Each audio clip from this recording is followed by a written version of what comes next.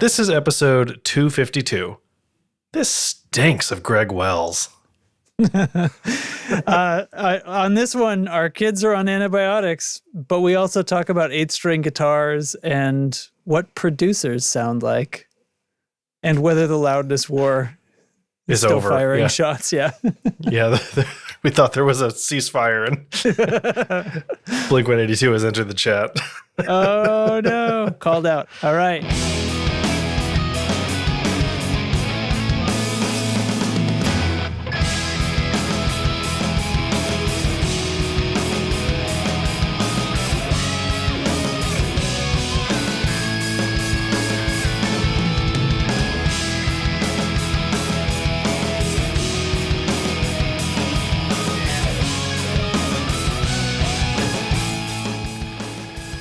All right. Hello. Hello. How's it going? Yeah, pretty good. Pretty good. Yeah. Yep. Yeah. It's a typical Tone Control Monday. It's a race to the finish, and we made it. It was a little bit here too. Yeah. Yep. Things were a little wild. Did the crock pot thing. I pulled a Justin. And I was like, I'm going to crock pot it tonight because I had a thing after work. Chicken chili. We had chicken chili. No shit. Fuck you. Still a bunch in the crock pot. Same. Are you kidding me right now? Look at us. Oh my God. All right. Yeah. We're making a change. We're gonna change where Aria does her therapy appointments. Oh, okay. Because that's what's been going on Tone Control Mondays, and it means I got to drive to Kentucky through all the traffic after school and then drive back, and it's all this ridiculous thing. Yeah. So, so we've done some moving around. We're going to try a new person who's very close. Good. And hopefully. So we went to the last one today, sort of the closeout Kentucky meeting. And the old closeout Kentucky. The old closeout Kentucky. So the old Kentucky closeout. come next Tone Control Monday. I mean, whatever. Marielle's gonna still get home like right at the last fucking minute in time for us to eat some. You know what I mean? But the point is, it'll take a little strain off. Yeah, it'll be a little bit different. So anyway, cool. But yeah, everybody's good. Our kids are on Ceftonir. My kid is now on. Update.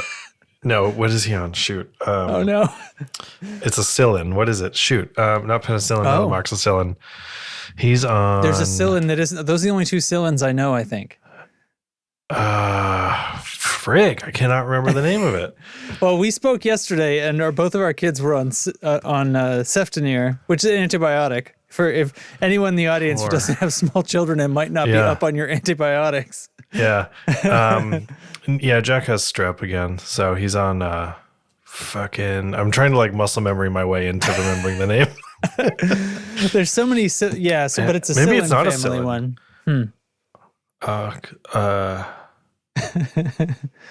Jesus, I gotta text Beth. What is it called? It's gonna make me. I'm not gonna be able to focus.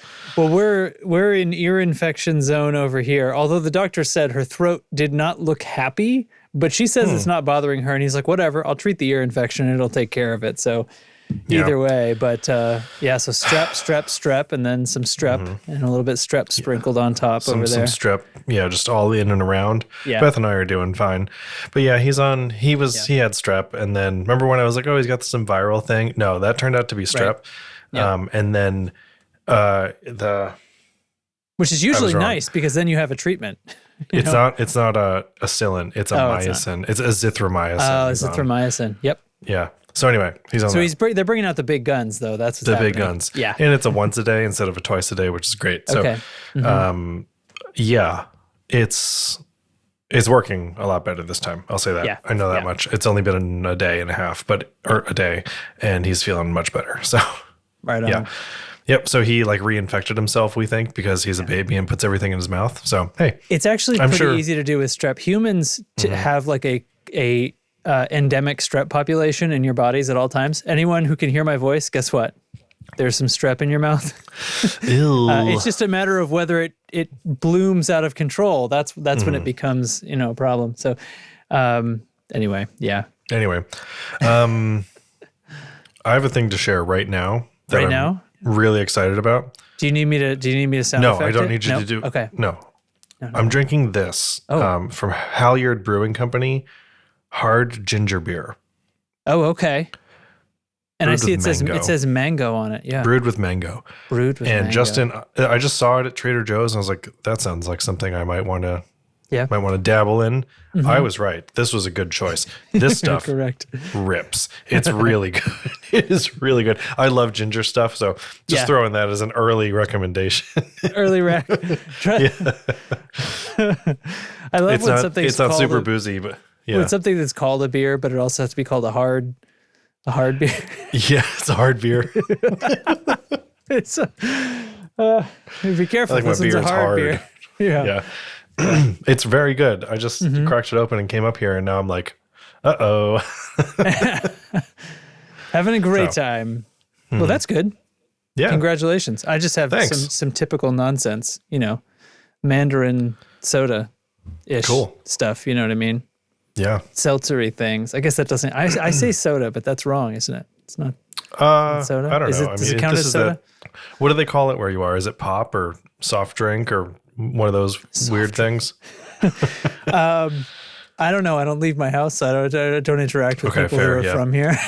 Yeah. What is it in Ohio? I think I feel like you're on a border there with that kind of thing. we are. There's a few mixers. I think right over the border in Indiana, it's very pop.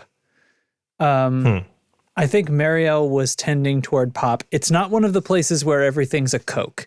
That's the only one that really bothers that's me. a smaller region, I think. Yeah, I think like that bothers me too. Because It's that's a not brand. right. Yeah, you're just part of the problem.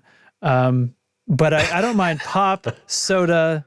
Now I can't think of others. I think there are others. Well, right? there are others. My mother-in-law calls it tonic. Tonic. Well, see, that's a specific thing. Tonic is a soda with quinine in it. Yeah. Yeah. It's not. So she's just It's unaware the hyper, of other sodas. It's the hyper regional Yeah. Boston thing. But yeah, tonic. You want a tonic? Like, do you have gin? Right. Right, exactly. But she means like a Diet Pepsi or something. It's like she either means gin or she means homemade medicine, right? As far as I'm concerned. Yeah. What are you drugging me with? A tincture. Yeah. Oh, God. Yeah. This thing rules. I just took another sip. Can confirm it's still great. Still great. All right. Well, you know what we can do is we can do some show discussion. We can check back in on the soda, see how it's going. Yeah. Sorry. I think you mean the hard beer. the hard soft drink. Firm drink. Oh my Lord. Okay. All right. Is there anything else should- going on? I don't know. mean- Is it like, I feel like it's all the same shit now. Like we're both teaching. It We both is, have kids it who is. are sick sometimes and like big surprise. Right. It's like, what are we just, come on. It was, I'll tell you what, you know what? The weather. It was warm today. Figure that out. Nah. Oh, the time changed. Yep. I don't think that's what made it warm. No, I'm just saying. Like, Oh, that was just guess who another did? thing. Yeah, guess who did absolutely nothing to prepare their 1-year-old for the time change? That guy? It is I. It's your boy, me. This is the easier one though for kids, yes? I don't actually know because last 2 times Jack was too little for it to matter. Right. So this was the first one. I was up at 4:00 this morning. I'll just leave it there. Okay. And he was pretty much done sleeping. It was over for him. He was kind of dozing and stuff, but I couldn't get him back down. Yeah. And so it has been a long day. Mm-hmm. So, Yeah. Yeah. I think I'm just about, well, I think this, at least for kids more older, this is the easier one. So this is the clocks go ahead. Right? No. God damn, I can never fucking remember what it is. Anyway, this one. You know the saying, spring ahead, fall back. Yeah, but I don't know what that means. Like, that's the thing. Like, It means the clock goes ahead or back. So fall back. So the clock. So we experience the same hour twice. This in the fall. Right. Okay. So okay. at 1:00 in the morning, it goes from like 1:59 back to 1. Right. Okay. Yeah. Yeah. So I honestly, this is whatever truth. You can make fun of me if you want. Anyone. I have never fucking understood. I know that saying, it's meaningless to me. So, but this was the easier one for her at least, because basically she just was a little bit more tired than normal at night. Fine. And like, that's the time to be tired. Right, exactly. So that's fine. So we're fine with that. I think the other one where she suddenly has to wake up an hour earlier, that one really throws her. So yeah, I think, I was talking to Pete, the co-host of my Super Secret Dad Club podcast, and he mentioned last year they were doing the 50. You're supposed to like move your kids' bedtime 15 minutes a day for deception. And for little kids, you could be honest about it. Yeah, for little kids, it really helps with the switch. And he was like, "Oh yeah, one year we got it backwards, and then when the time changed." When the time changed, her 2 hours off. 2 hours off the wrong direction. Oh my God. Oh, that's awful. I think we might have done that one of those early years. Yeah, I thought like, well, I was banking on him being too small for it to matter. Yeah. And I was wrong. So, but yeah, it depends. I think it's like different people, different, different human beings. It matters. I mean, it'll shake out in a few days. It's not that big a deal. But I don't think we need daylight saving anymore. And two, if we're gonna have it, can it be the other way? Because I don't need the days shorter when they're already short. Yeah. I'm also like I'm really pissed because I thought. It was actually all last year. I had basically been told that it was over with. We're finally done with it. They put the bill in, and I kept telling people that, and I was like, no, I heard this on the news, and then of course there was a bill, but it absolutely didn't even like go to vote. It was like nowhere close, because of course you couldn't come to a consensus on this. Yeah, and it just leaves me going like, what the actual fuck? Like, it's so super stupid. Archaic. So here's, and I bet we even whined about this in the podcast last time. It's so stupid. All of the reasons that people think that it was invented for are like not the real reason. And I've heard it was agriculture was the reason. But that's absolutely not right, because you know what agriculture doesn't care about? What the clock says. They care about what the sun does, and they don't care at all. So it's something to do with like schools and weird shit like that, but none of it matters at all anymore. We have electric lights. So the thing is, there is no difference. There's no statistical difference in what happens depending on what time we're on. And the only thing that happens is there are more injuries and deaths right when the time change happens every year. Yeah, because people don't turn their headlights on. Because people forget, people are off their schedules. It's this like ambient effect, right? And they just, they fuck up, they crash their cars, they miss work, they do all kinds of stupid shit because stuff just changed suddenly for no fucking reason. So just stop it changing. And when there's a couple of states that don't change, and you know what? Everybody there is better off. There's parts of so SNHU, the company I work for, has some offices, or did have some offices in New Mexico, right? No, I'm sorry, in Arizona. Yeah, Arizona is the one. Yeah, and the one that I know about anyway. And so we hired a bunch of local staff from there, and so depending if we're working with them, right, the time zone meeting coordination stuff gets weird depending on the time of year because they're 2 or 3 hours behind. Right. Depending on when it is. But the other thing is international daylight saving still occurs, but not all at the same time. Right. Right. And Britain changes like it's 3 or 4 within 2 weeks off from us. Yeah. And in the Southern Hemisphere, it's the opposite. So trying to schedule international meetings in this time is fucking nutso. Yeah. So yeah, Doug's going on about how we can't even agree to get rid of the penny. I've literally thrown pennies away. That's where I'm at on the penny. Yeah, I suck them up in the vacuum and I'm like, see ya. Right, but okay. So, but the trouble with the time change business is every time this comes up, nobody will relent on my way is my time is the correct time, right? And that's I don't care which one it is. Everybody agrees that it shouldn't change anymore, but it's like 49-49 about which one it should be. Let's just split the difference down the half hour and then reset the hour. Fucking exactly what I was gonna say. Yeah. You know what? we're the United States. Everybody already thinks this way about us. Let's just switch it to a half an hour and say the rest of the world, fuck you. Well, India is on a 30-minute time zone difference. Yeah. There's some other fucking place that has there's like a little place somewhere that has like a 15-minute difference too. I don't know. I don't remember. But like. Thanks a lot, British Empire. I just say like, let's do it. Let's just do it. You know what's going to be bad though is Arizona is going to not change and they'll be a half hour off from the rest of the country. Oh my God. And they'll be like, we already settled this. We're not going to follow you down this stupid hole, the United States. I think it's Arizona or New Mexico, somewhere in the Southwest. There's regions within the state that do and don't follow it because of land reservations and things like that. Okay. Yeah. Well, I mean, maybe that's true. Arizona as a state doesn't. So like there's a state line right on the Hoover Dam. And when I was visiting that area when I was 16, it was in the summer and it happened to be where there wasn't a time change halfway across the dam. But it's because one of the states doesn't, Arizona doesn't change. Yeah. So half of the year there is an hour difference if you're on one side of the dam. Oh, my parents ran into that a little while back. They were traveling out west and they had to like drive from one place through the time zone change into another place. And it was like the daylight corner of Arizona. Yeah. And the daylight saving thing happened.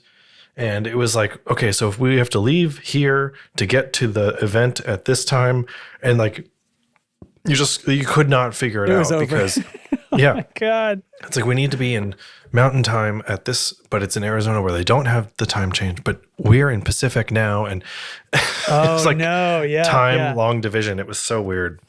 Yeah. Wow. Anyway, that was a good tangent. Look at us. That was a hell of a rant. We were like, I was starting to think. I just like panic and looked at my thing to make sure it was recording. Yep. Remember to push record, everybody. Great job. Yeah. Still have it. Ginger beer update, still good. Ginger beer update. I'm going to play, you know what it's going to be? It's going to be, wait, I got to find it. God damn it. I can't read. I can read.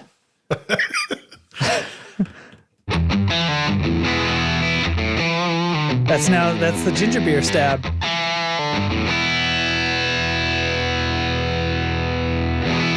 So eagle-eyed YouTube viewers might have noticed actually that I think it was just barely in view of the camera because I got the sides cut off a little bit.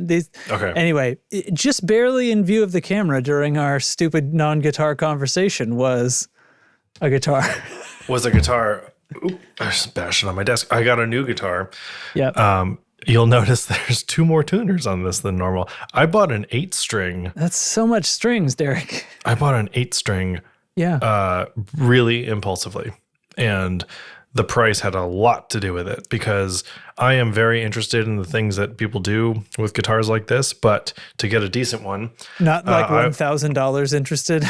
No, definitely not. And it is definitely not the space that I tend to hang out in with guitar stuff. Yeah. So I was never going to, aside from fiddling around at a guitar store, never going to invest in like an extended range guitar because it's just, that's a category that I like that extended range guitar. Yeah. Yeah. It's like the whole world basically that isn't just 6-string standard length, right?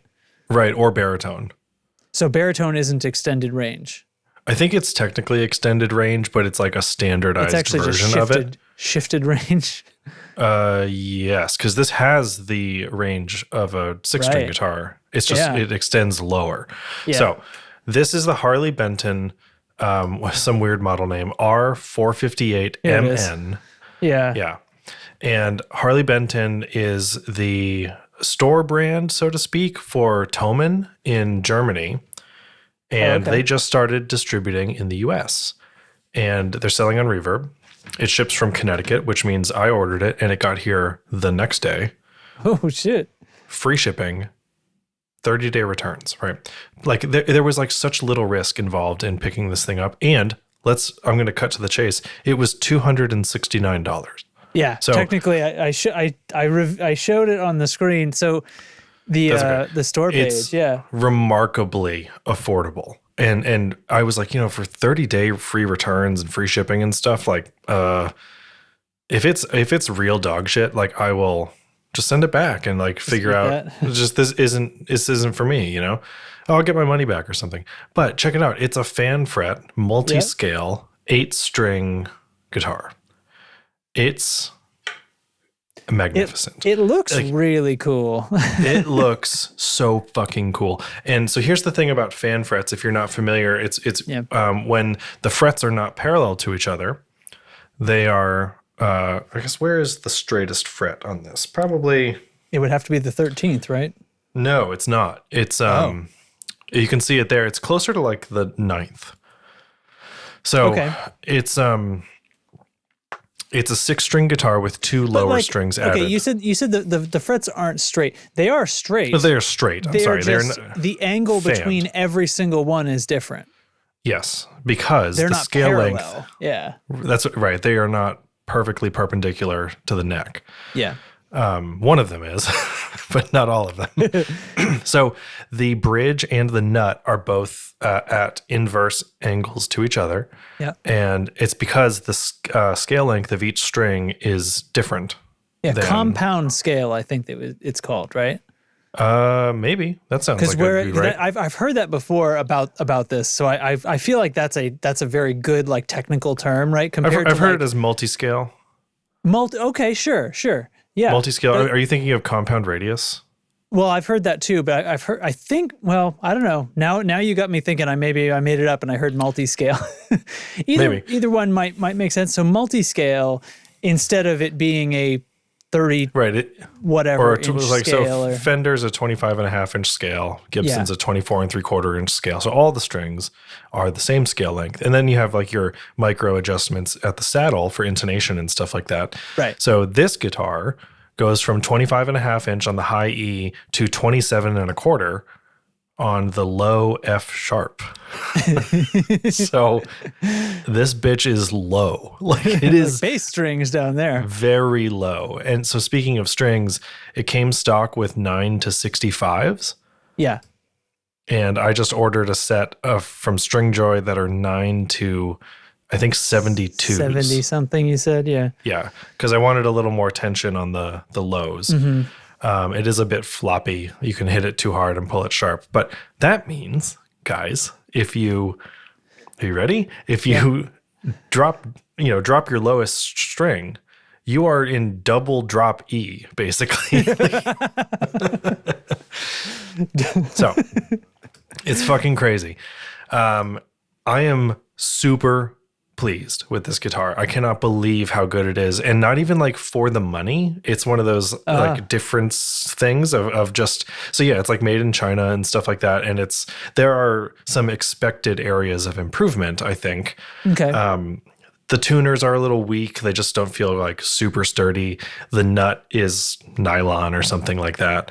The pickups are just the pickups. And like, so you could throw a bunch of money into this and get it into an insane guitar for short money. The frets are good. You must need kind of a custom sized pickup though I'm looking at any 8-string pickup will fit in there. The pickup isn't fanned. All right. I suppose this isn't the first 8-string guitar. No. So the pickup, right. It's just set in the body in a way that it'll fit. Yeah. Yeah. So the frets are pretty good. I think I might once I get some new strings on it, I'll probably hit them with like a polishing wheel for my Dremel. But the ends on the treble side are a little pokey, but not okay. Like I've had worse. Stand to be sanded down. Yeah, just like with a little kiss it with a file, just a zoop, and you're good. It's not crazy. There's no frets popping or anything. There's no. Yeah. I haven't found any dead spots really, but I'm also not. I'm not really playing guitar on this guitar, if you know what I mean. You're playing the earth. I'm playing the earth. Yes. Yeah. So it's got a 14-inch radius on it, or it's like a 13 and change because it's all metric, and it's $270, and it's really really fun. So I think I can very comfortably recommend Harley Benton to people. Yeah. Because they make guitars up into this like $600 range or so. And So at something like half that, they're doing, there's a playable guitar work here. Yeah. So the only thing I have changed so far is when it came in, the treble side. Oh my God. The treble side of the nut was because of the fan orientation. When you're playing down in the low register, the corner of the nut was like sharp.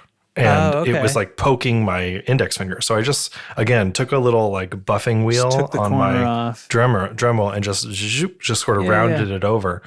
And it's great. I might hit it with like a nail file or something next. Mm-hmm. But I think, tuners. That and just getting used to it so you don't whack your hand onto the wrong, because obviously there's a little adjustment in your left hand that needs to happen. So here's the thing about fan frets. This is the second one I've ever had some time with. Yeah. I am routinely shocked at how not a big deal the fan fret feels. It is. That's interesting. Yeah, it's really interesting. It's you adjust to it almost instantly, or I do anyway, I guess. I don't know if that's true for everybody, but going back to a regular guitar, it's like, oh, I have to go to where the note is, right? I don't the note isn't where my hand is. Yeah. So, like I've often kind of, as I thought about this multi-scale, that whole thing, like music is multi-scale. It's, as I think about it, like it's actually, having guitars with parallel frets has been an exercise in fine tuning everything just right, and it makes me think about, like we were talking about the tuners that are on my guitar, where every string's a different tuning ratio, because it makes it so that you have about one full turn pull per tone based on the thickness of the string, and all these like accommodations, thickness of the strings, those little micro adjustments at the bridge to get the intonation just right on any guitar, and the struggles that you have on some guitars, like that all basically disappears with this. Because you're just accepting that it's like a natural thing. Like notes are ratios of each other to begin with. And it's not like a number line where it's 1, 2, 3. It's like 1, 2, 4, 8, and so on. Exactly. Yeah. And with all guitars, really, because of intonation, that guitars that are not multi-scale, the intonation thing is a compromise, right? That's a much shorter way of saying all the shit that I said. So you can, yes, if you go back to like 3-barrel saddle Telecasters, you can't really get those like dead nuts on intonated without compensated type and the and the compensated does the job, but like that's a modification, right? But even it's a not 6 the standard saddle, thing. The fact that you have them all offset at strange things, like that is a visualization of the compromise that we're making when we try to make these things with parallel frets. And I just think it makes so much more sense to do it this way, because that is how the strings will naturally pair with each other to create these ratios of tones. Yep. So this is still fully intonatable saddles, of course, because that is still a factor. But the one multi-scale of them is never going to stick way past the other ones because they're just happier. Yeah, they're all in a great spot. And the bridge, it's just like, stock hardware. It's very comfortable. It's a great bridge. It's a string through body. It's a maple neck, maple fretboard, really thin neck. And this guitar is super lightweight. I haven't actually weighed it yet, but I was blown away at how lightweight it is. The body is basswood, which you see a lot with like these extended range guitars. What else? It's awesome. It's got these offset fret markers, which I love. And there's no double. They're at the top. Is that what that means? Yeah, like they're not in the center of the fretboard. They're just like kind of understated on the bass side. And there's no double fret marker at the 12th fret. There is on the side, but not on the fretboard. Okay. And then there's a 3-dot inlay at the 24th fret. just for like fuck you.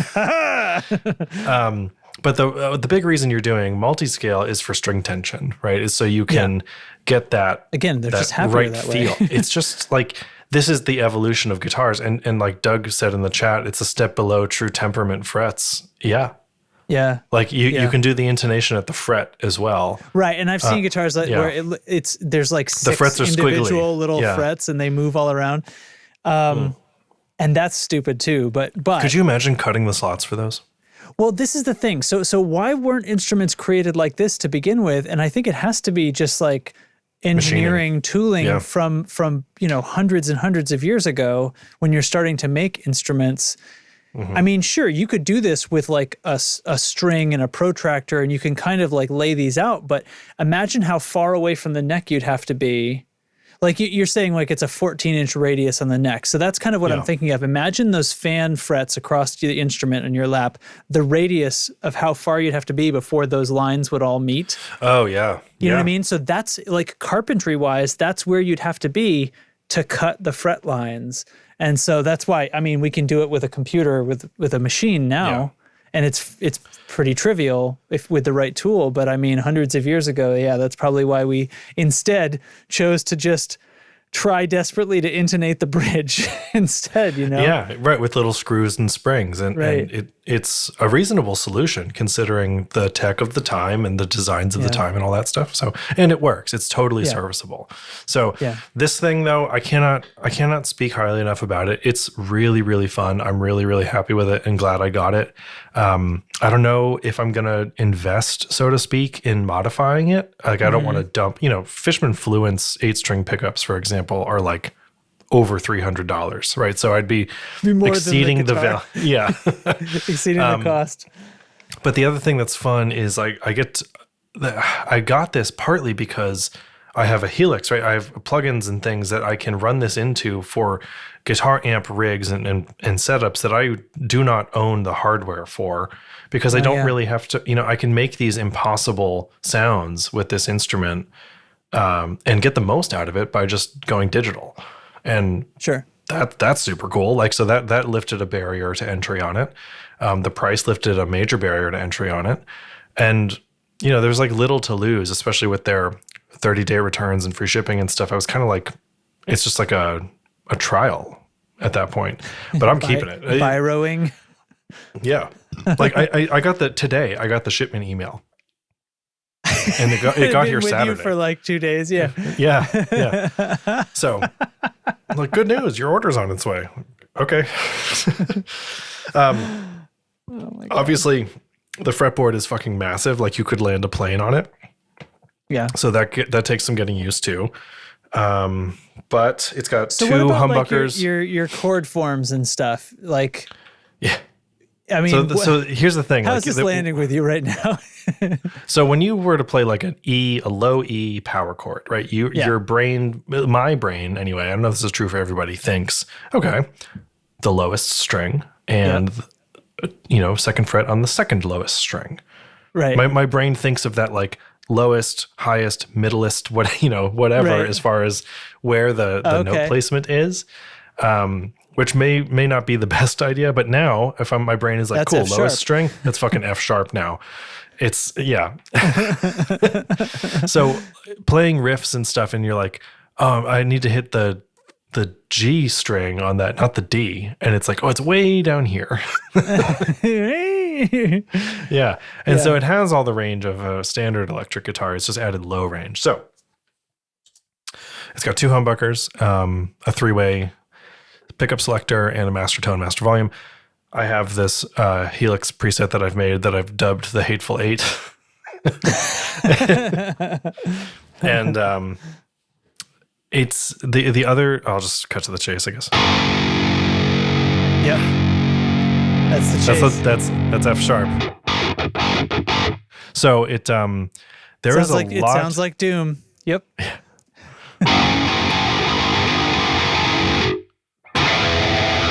Yeah, it's extremely fun to just sit around and play half steps with. Yeah. I will say, though, you cannot play this like a regular guitar because there is so much extra stuff happening in the sonic register. Yeah. So big, not even big, straight up power chords, 2-note chords are sometimes too full in the lowest range. Because there's so much harmonic content in these single notes. So if it's too full. If you just play like a typical power chord on the 6th string part of and like don't strike the low strings. I got to look for it. Yeah. Yeah.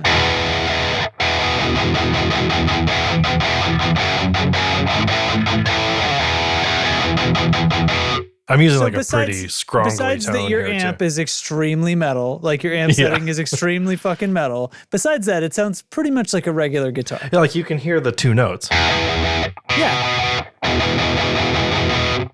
Yeah. And I'm assuming you're like with a palm or a thumb or something, you're preventing the other low strings from just sort of ringing out. Yeah. So yeah, you got to be really practiced with muting. Muting hard, and because the strings are so massive that if you just kind of lightly touch it like you're kind of used to on a 6-string, it's not enough to stop it from making noise.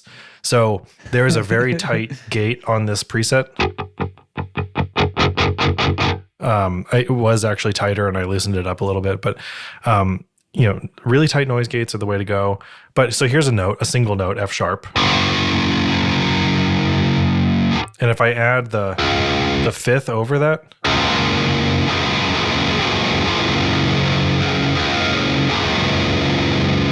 it's like extra muddy. It's too much. It's too low. The frequencies are so close together. Yeah.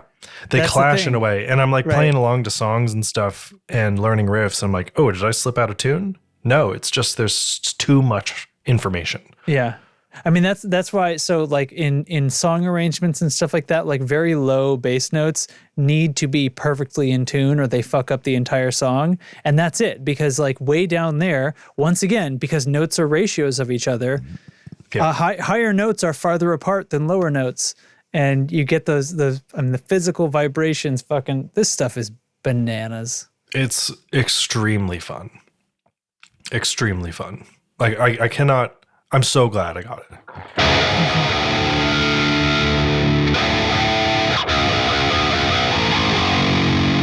Oh, fucking filthy. You know what I mean? And so if you're like curious about songs and stuff in this tuning, the whole album Diamond Eyes by Deftones is in this register, in this tuning. Yeah. Yep. And then it's, a regular guitar as well. So it has this note in it.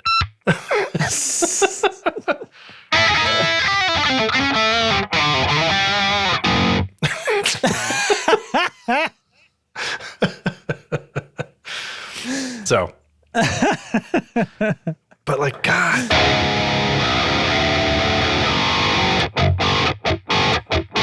So I'm learning all these songs that are some favorites of mine that I've never been able to play, because it opens up 7-string riffs, it opens up 8-string riffs, and then there's some other sort of accepted tunings for these big range guitars too that are not just E, A, D, G, B, E plus low B and F sharp. Plus, yeah, you can do some other stuff. So it's fucking killer. So anyway, that's the bridge pickup. The neck pickup sounds remarkably similar because it's just the same stuff. It's just like, what do you think it's going to be? What is going to be different about it? Middle. So I gotta, I've not plugged this into a clean sound yet in the 3 days that I've had it.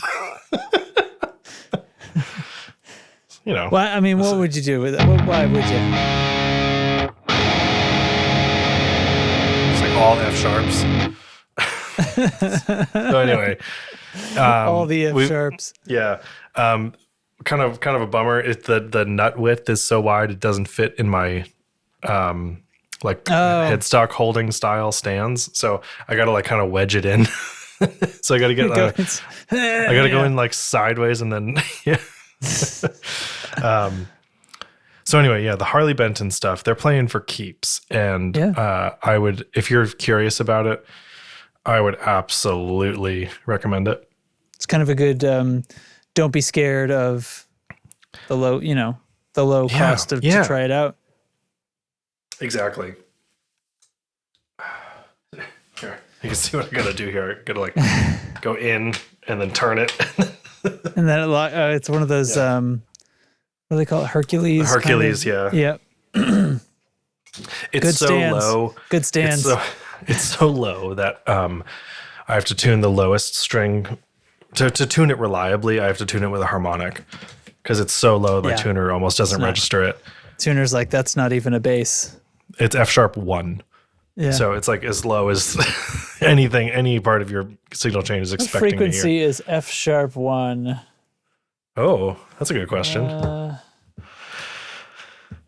Man. Yeah, it absolutely chugs. It's I gotta really practice up with this thing because the left hand, right hand relationship, as far as like I said, the muting and stuff goes, is tricky. Like it is. You think you're doing great, and then you turn the backing track off, and it's like, oh god, like I am really not doing a good job here. So what do we got? So the frequency of F sharp, see that's 0. F sharp 1, 43.65. No, 46.25. You were looking at F. Oh, yep, you're right. I was looking at F. So F sharp, 46.25. So, and the wavelength of that in centimeters, in case you wanted to know. Wow. 745 centimeters. 7.5 meters. It's almost as long as the scale length.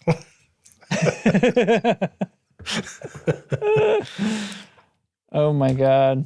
So I was we were talking about explorers and stuff in the chat over the last week or so. Okay. And I was like, this old thing I can't ever decide on is, do you have to be cool to buy an explorer to like play one, or does having one, playing one make you cool?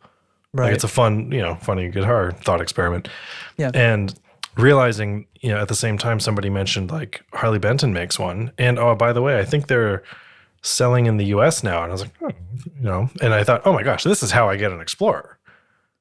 But then you didn't get an Explorer. But then I was looking through all the stuff on their reverb page, and I was like, uh-oh, this 8-string is way more appealing to me because it's something. I sold my baritone a while ago to get this PRS, and it's it's really unlike a lot of stuff in my collection. It is dramatically unlike anything in my collection. So right. It's and in a way fun. That you like the baritone was unlike the other things too in some ways, but it wasn't sticking with you, I guess.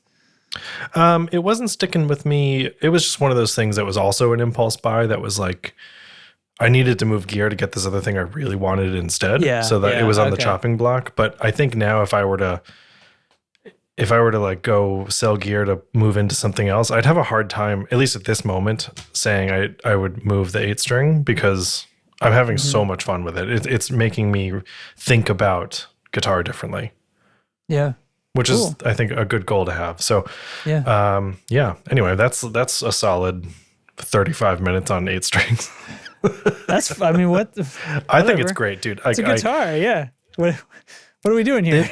They're making all kinds of great shit. They have so many models too. So there's going to be something for everyone. Again, the price is just, it makes it such a non-issue. Mm-hmm. So yeah, cool. The GIF stuff that's been going on in Discord this whole time has been pretty great. Yeah, I don't know if you've been able to. I don't know if you've been able to keep up with it. With a little bit, yeah. Yeah, pretty fun. I'm on a slippery slope of growing my hair out and buying an XFX. Well, I just got a haircut the other day, and I have a Helix. Up yours. I got a haircut and a Helix. Fuck you. Haircut and a Helix. That's a pretty good one. Yeah. Yeah. Shall we move onward? Sure. And I don't think I have any other links, but apparently there is a question from Discord. From Discord? A question from Discord, you say? Well, yeah, Discord reached out. No, I was talking to Eric earlier today. Hit me with a sound. Hold on. First of all. Yep, play sound.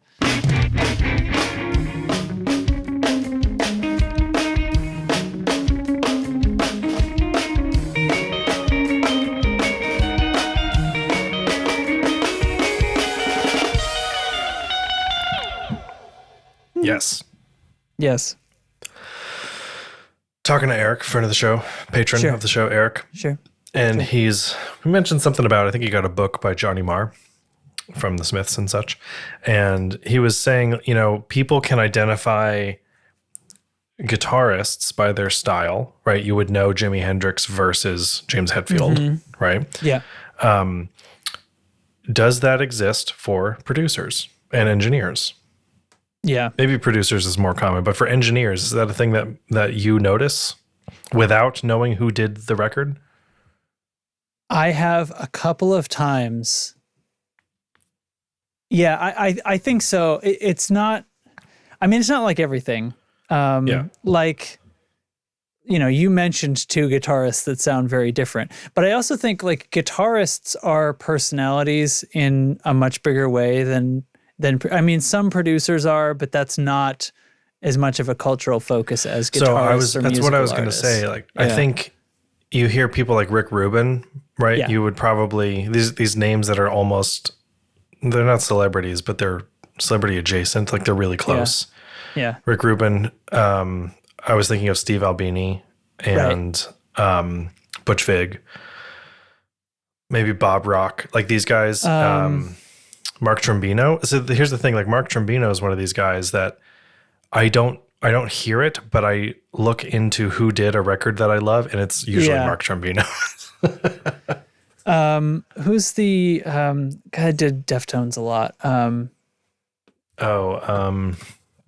So it's specifically about drums. This is what comes up. That's why I think of him as specifically, and it's like, the white pony snare drum. Yep. You know what I'm talking about there. Terry Date. Terry Date, that's right. In fact, I have a sample pack, a Terry Date signature sample pack of drums for drum VIs.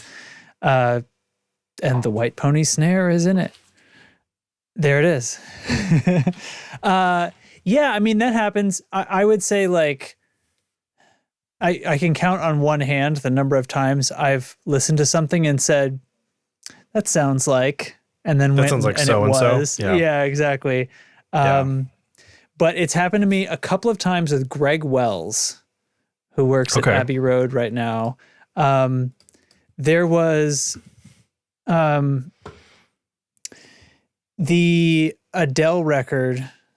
Well, I think he probably might have produced all the Adele records, but there's just things there's something about, I'm trying to identify what is it that makes me think this sounds like a Greg Wells record. And I don't want to just say it's that it sounds really good, but like it does. I don't know. There's something like it's like this, the balance. This is going to sound so stupid. I'm hearing myself about to say these words and realizing how stupid they're about to sound. I don't know. The balance is perfect in this strange way. There's one song on that Adele record where the drum set, like the toms seem to have so much bottom in them.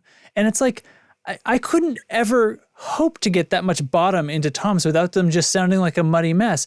So it has to be a trick, right? And I think there's some little, like, he has the experience, right, of just, he's sculpting it. So I think there's all this bottom, that's what it comes down to.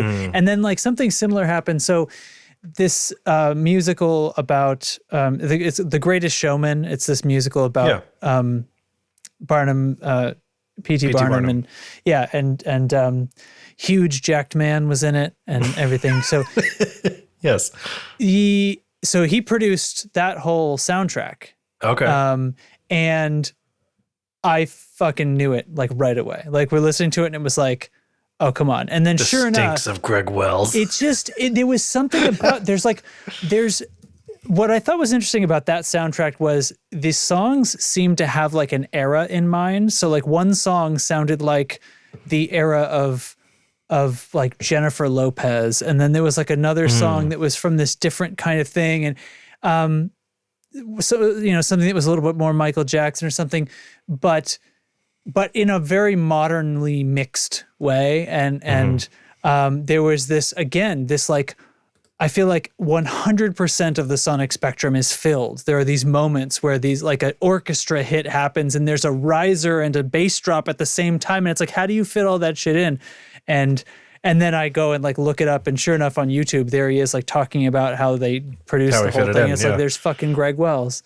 Yeah. That's interesting. Yeah, it's, I think I know of a few engineers and producers and stuff who like do both jobs for a record that's like, but they're part of not the marketing for the album, but they're sort of a face in some of the push, right? Yeah. And well, they're becoming more celebrities. It's definitely like with the rise of YouTube, the option is there, right?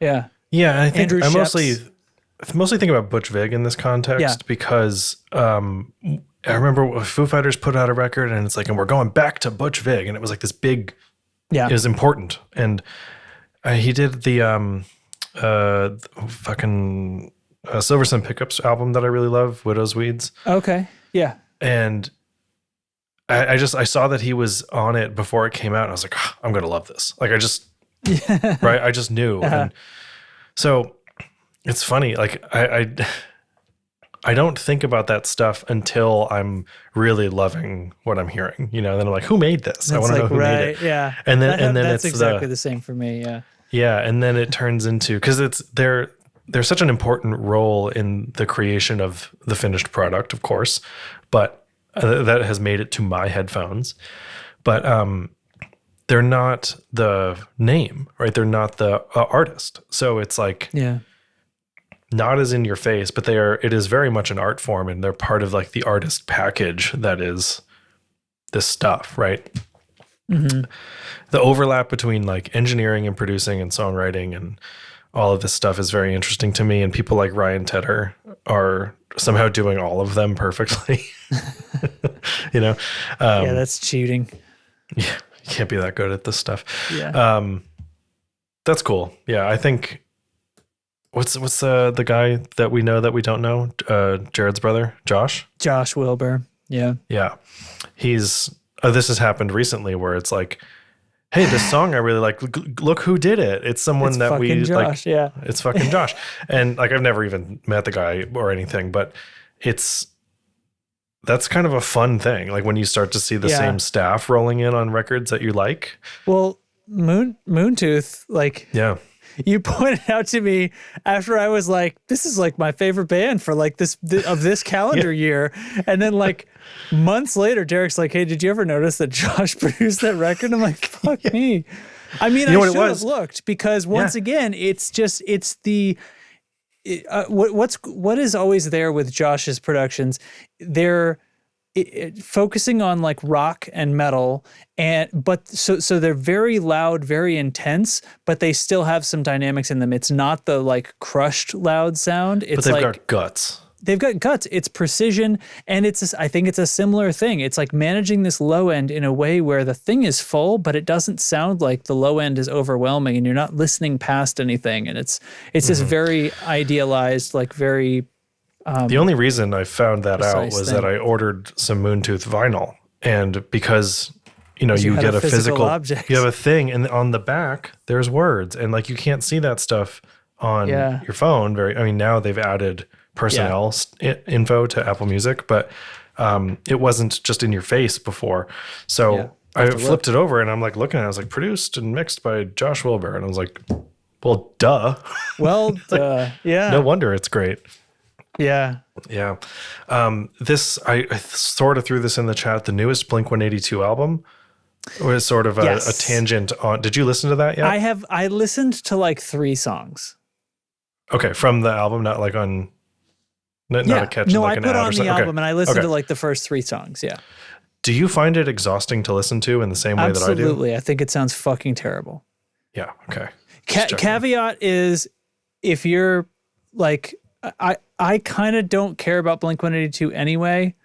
So my opinion doesn't matter. Well, it's not about the songs. That's not what we're talking about. Yeah. Right. Yeah. It's not. I couldn't really hear the songs. That's the truth of it. I couldn't tell if they were any good. Because you were too focused on the other stuff, or I was distracted by it. Yeah, I was distracted by it. There's something. There's some mega intense. The thing where every drum sounds like a cannon and every hit is the same loudness. That is kind of it kind of became a thing with metal for a while, and I think that's starting to phase out. But like that's going on right now with Blink-182 drums, but it's also everyone is like so loud that they're ducking, like the cymbals are being ducked by every snare and tom hit and everything else. And because it's Travis Barker, there's a fuckload of every drum, right? Yeah, it's like it doesn't even sounds like it might be great. Yeah, like it doesn't have time for the note or the strike to sustain long enough before like the compressor relaxes and lets the next thing through, you know?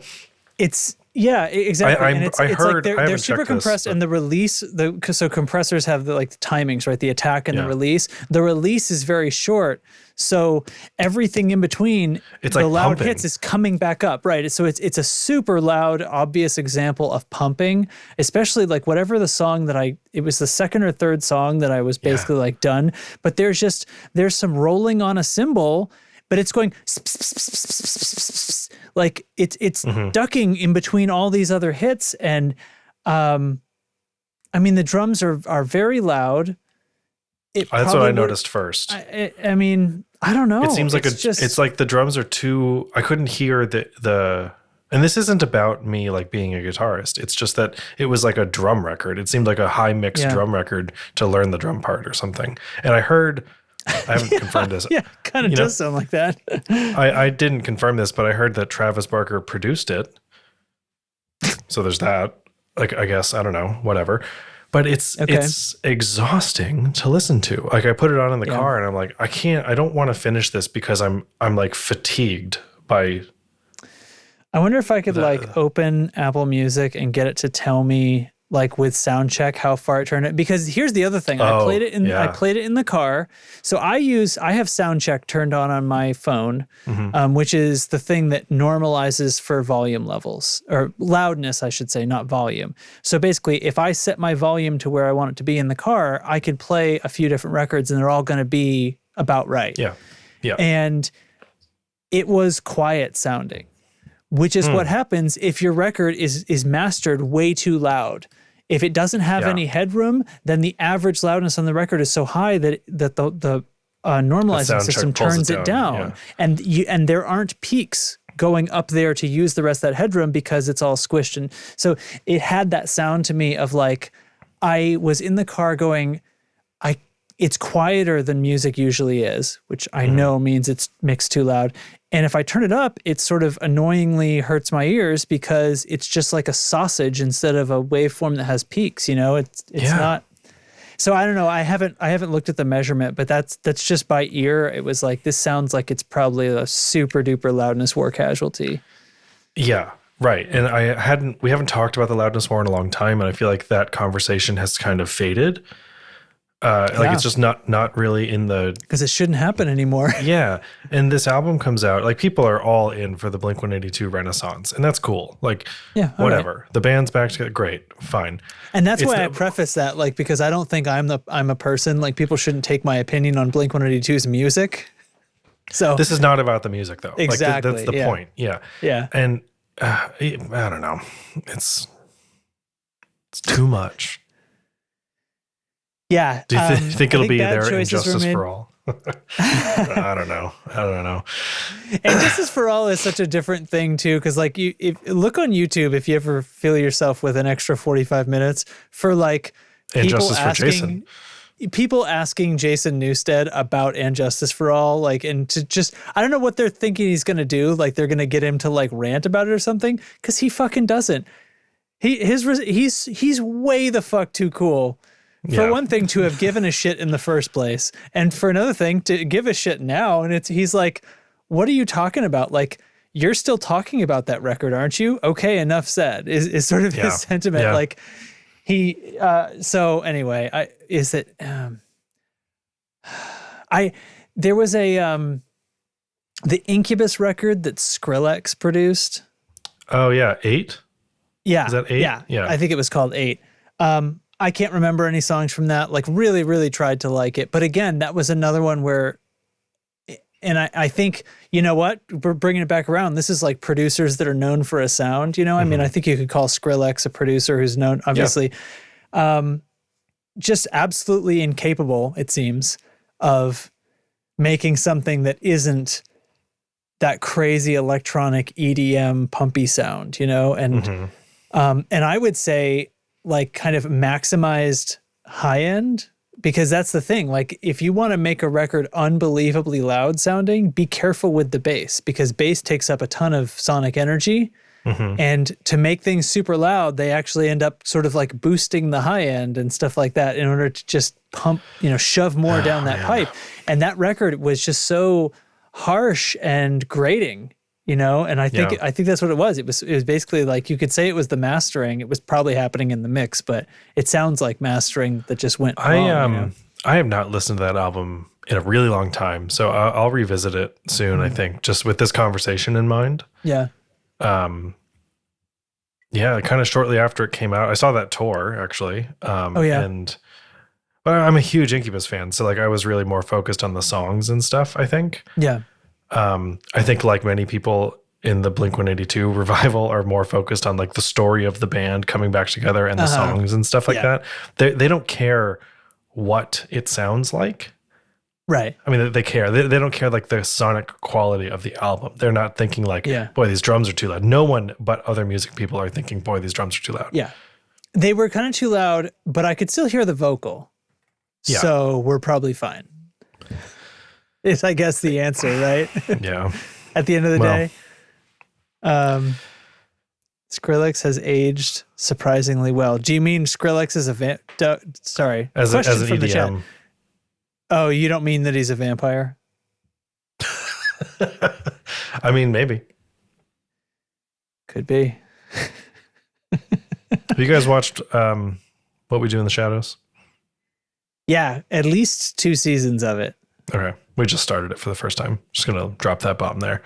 So I really had fun. I haven't seen every single episode, but I really have fun with that show. Should we wrap it up? What do you think? Yeah, sure. I guess that means we're supposed to do questions of the week. It looks like neither of us came up with thing of the week. That's what it is. Here's my thing of the week. Uh-oh, hold on. Jackson Prism. Oh God.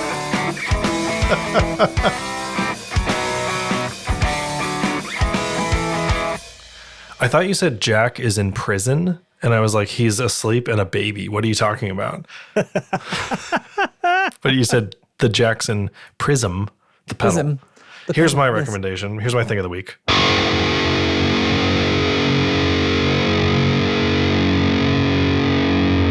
That's it.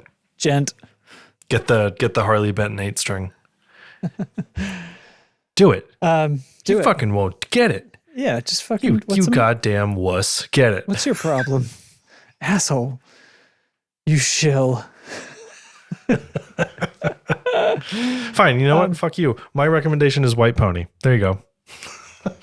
White Pony. Pretty good. You know what? I went and did a this cool gatefold version. Look at this shit. I like that. Okay, you know what? So I'll do a thing of the week. Let's think about like doing go backs into your past record history. Because I've done that a little bit. Like I did a little bit of. We talked about this in Discord. I did a little bit of. Let's run back through Metallica. Let's see if I still get into the Metallica that I used to listen to. Right. Mm-hmm. And is this? Are you looking for? Are you looking for if it's aged well or if you're still into it? Well, I think the second one is the only thing I can really always say for sure. Right. Okay. I mean, I don't know.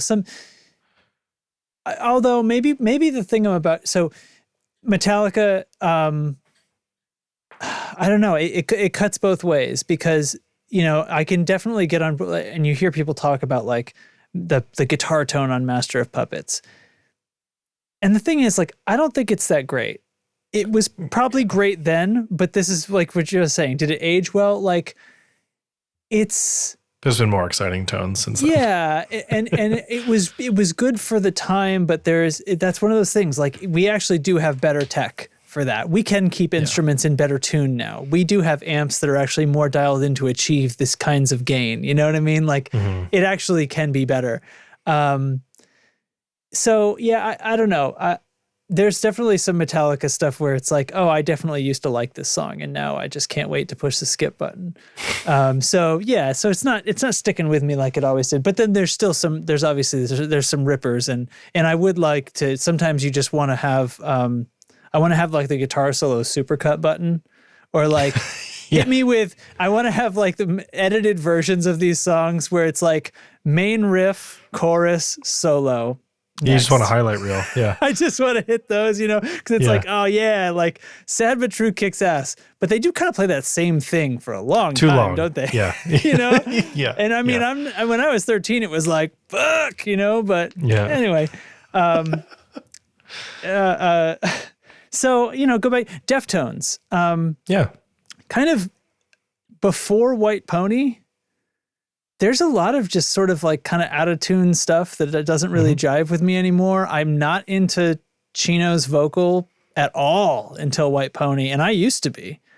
Yeah. So there's something different about me, like that I tolerated it back then, but well, it's like at the time you're also spreading your proverbial wings as far as like discovering music, and you're like, it's not a phase, mom. It's that kind of that vibe of like, I know you're finding your independence in that way. So the fact that it's dissonant and maybe out of tune and not that good is what makes it fun. It makes it good at the time because it's so like counterculture-y to what you're probably used to, So there's been several. So I have done a bit of this. It's just over, I don't know, maybe the past year. I've just like been like, you know what, I haven't listened to in 100 years, and like just I love doing that. Yeah, dig out old stuff that was like, oh man, this was like our record when I was playing in a band with these guys or whatever. And this is going back to like high school, and there's some real shit piles in that I've discovered. I've just been like, I cannot listen. Like this song used to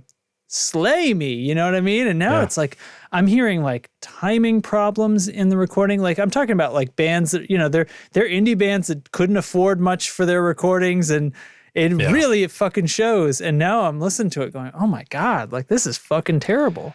I remember when Beggars came out from Thrice. And I was like with you guys that weekend. And or right in that summer, whenever it came out, and we listened to it all the damn time. Yeah. It was constantly on, and I haven't dug that out in a while. Are you about to break my heart? No, I think it still slaps. Like it's still, good. I have it on vinyl. Like it's great. Yeah. But Thrice was never one of those bands that like wasn't able to afford decent recordings too. Like their very earliest recording, was there. The thing about them is just their transition through sort of genres, I think. Right. Which is very interesting. When Beggars hit, it was like that was a big genre change album. Yeah. At the time. Was that right after Alchemy Index? Yeah, must have been. Or was there one between? I can't remember. But yeah, because they were spreading out. They did Alchemy Index, which got a little bit different genre-wise, but then that's when they started to transition away from the kind of more metal sounding stuff. And then that has sort of rolled and ebbed as the waves in an ocean over the next few albums. So, whoa, Justin, I meant it. That was deep. So, I guess the tip of the week. Tip.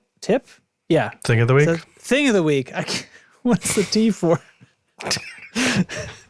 Is the T for tip? What's the T for the tip? Or is the T for the top of the? Anyway,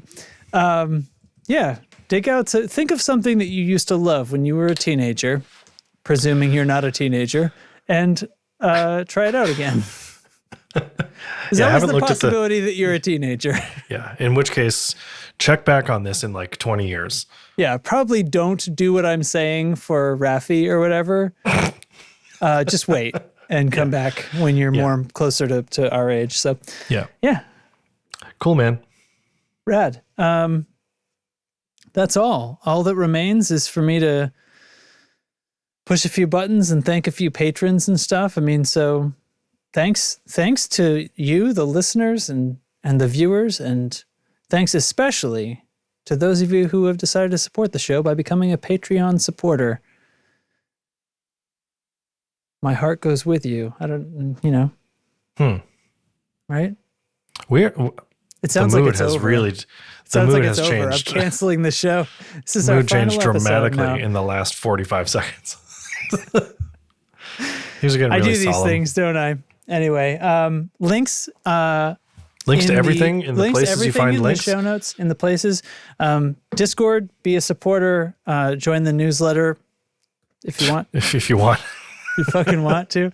And then yeah. And so that's good. I like it. Oh, look at that. And we're over it. I just couldn't see. I blocked my clock. We're over an hour, everybody. Congratulations. I hate it when you get clock blocked. Ugh, let's get out of here. Let's do it. All right. I will thank the supporters this week who are going to be, and it's going to be these people: Nick Greenwood, Carson Ricketts, Matthew Fenslaw, Ryzen Wolf, Brian Gower of the Tone Jerks podcast, Andrew Walsh of Andrew's Alcove, Jamie Evans, Sean Wright of Lollygagger Effects, Big Daddy Doug, and it's just Eric again. Hell yeah. Thanks. Thank you all. Yeah. Thank you all very much. Thank you all. All right. See you next time. See you next time. Bye-bye.